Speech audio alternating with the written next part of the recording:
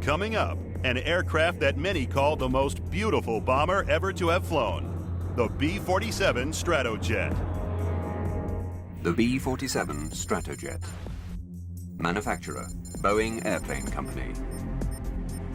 Power plant, 6 General Electric turbojets with 7,200 pounds of thrust. Top speed, 610 miles per hour. Payload, 25,000 pounds. Armament, 2 20mm cannon. Range, 3,500 miles.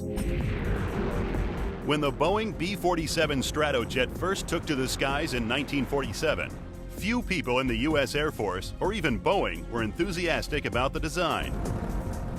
Using swept-wing technology captured from Nazi Germany and an unusual tricycle undercarriage, many thought that it would serve as no more than a research plane, with little chance of becoming operational. They didn't think about what you wanted to bomb and how many bombs you wanted to carry, how high and how fast you had to go in order to accomplish the task. They just decided, I want what we had in World War II, just a bit better. And as a result, the B-47 is neither fish nor fowl.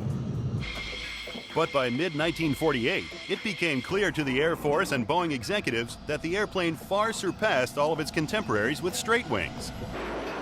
It was simply ahead of everything in the world. There was nothing comparable to it. I flew B-47s in the Strategic Air Command, and up through the F-100, fighters couldn't touch us. The F-86s would come up, and they rarely made an intercept.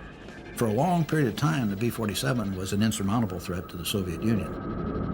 It was this role as a deterrent to the Soviet Union that made the B-47 famous. With a payload of 25,000 pounds, more than enough to carry America's atomic weapons, the B-47, with a top speed of over 600 miles per hour, was beginning to sweep all before it. It not only rocked, it broke records, when in 1948 it set a world cross-country record with an average speed of 609.8 miles per hour. But it also was a difficult aircraft to handle. Initially, the B-47 is a bit of a widowmaker, and initial problems with training, as well as initial problems with too much acceleration, make it a dangerous plane to fly. And the B-47 maintains the reputation for being a bit of a widowmaker for years after the problems had been mostly fixed.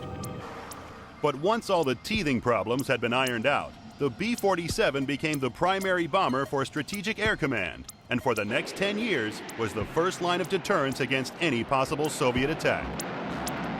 I think that we owe a lot to the B-47 in terms of the nuclear deterrence that it brought against the Soviet Union in the 50s and early 60s. This was an aeroplane which sums up the Cold War and the fact that NATO was prepared to deter any expansionist ideas that Moscow may have had. The B-47 rightly deserves its place in our list, and for its innovation scores high, as does its fear factor. Our rating gives medium marks for its payload and service length.